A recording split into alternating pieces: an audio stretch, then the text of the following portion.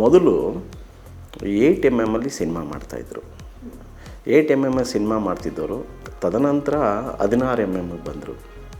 16 mm 35 mm ಅಂತ ಮಾಡಿದ್ರು. ರೀಲ್ಗಳು ಬರ್ತಾ ಬರ್ತಾ ಬರ್ತಾ ಬದಲಾಗ್ತಾ ಹೋಗ್ತು. ಆಧುನಿಕತೆಯಲ್ಲಿ ತಂತ್ರಜ್ಞಾನ ಬದಲಾದಂಗೆ ರೀಲ್ಗಳು ಸಹ ಬದಲಾಗ್ತಾಯಿತ್ತು. ಬದಲಾದಾಗ 1954ರಲ್ಲಿ ಹಾಲಿವುಡ್ನವರು ದ ರೋಬ್ ಅನ್ನೋ ಒಂದು ಸಿನಿಮಾವನ್ನು ಸಿನಿಮಾಸ್ಕೋಪಾಗಿ ತೆರೆ ಮೇಲೆ ತಂದರು.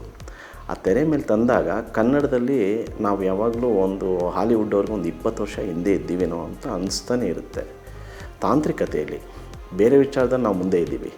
ತಾಂತ್ರಿಕತೆಯಲ್ಲಿ ಎಲ್ಲೋ ಒಂದು ಸ್ವಲ್ಪ ಇದ್ದಾಗ 54ರಲ್ಲಿ ದ ರೋಬ್ ಅನ್ನೋ ಒಂದು ಸಿನಿಮಾ ಸ್ಕೋಪಾಗಿ ಬಂತು.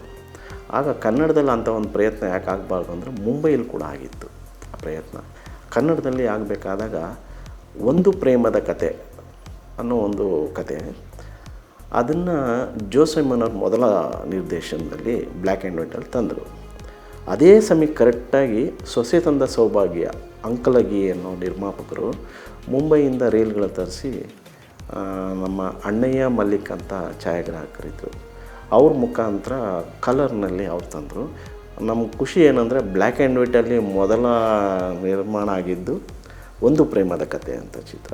ಅದೇ ಸಮಯದಲ್ಲಿ ಸೊಸೆ ತಂದ ಸೌಭಾಗ್ಯ ಸಿನಿಮಾಸ್ಕೋಪು.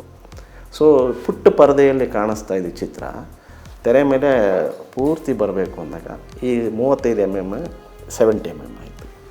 ಸೊ ಪ್ರೇಕ್ಷಕರಿಗೆಲ್ಲ ಒಂದು ಕಡೆ ಮನೋರಂಜನೆ ಜೊತೆಗೆ ಸಿನಿಮಾ ಉದ್ದಕ್ಕಿದ್ದಾಗ ಅವ್ರ ಕಣ್ಣೋವು ಅಥವಾ ತಲೆನೋವು ಏನಾದ್ರು ಬರುತ್ತೆ ಅನ್ನೋದಾದರೆ 35 mm ನೋಡ್ತಾ ಇದ್ದಿದ್ದು 70 mm ಕಣ್ಣುಗಳು ಹೈ ಬಾಲ್ ಹೆಂಗೆ ತಿರುಗುತ್ತೆ, ಕಣ್ಣಿನ ಗುಡ್ಡೆಗಳು ಹೆಂಗೆ ತಿರುಗುತ್ತೆ, ಆಗ ಅದು ಏನೂ ಆಗಲ್ಲ ಅಂತ ಡಾಕ್ಟರ್ ಸರ್ಟಿಫಿಕೇಟ್ ಕೊಟ್ಟ ಮೇಲೆ ಅದು 70 mm ಬಂತು ಅಂತ ನಮ್ಮ ಇತಿಹಾಸಕಾರರು ಹೇಳ್ತಾರೆ. ಅದನ್ನು ತಿಳ್ಕೊಂಡು ನಾನು ನಿಮ್ಗೆ ಹೇಳ್ತಾ ಇದ್ದೀನಿ.